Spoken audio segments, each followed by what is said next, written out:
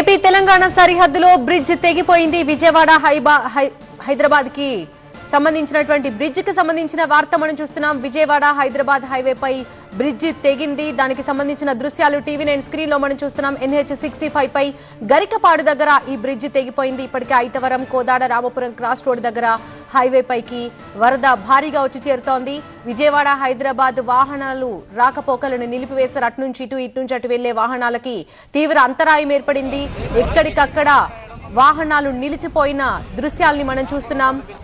NH65 పై భారీగా వాహనాలు ఎక్కడికక్కడ నిలిచిపోయాయి.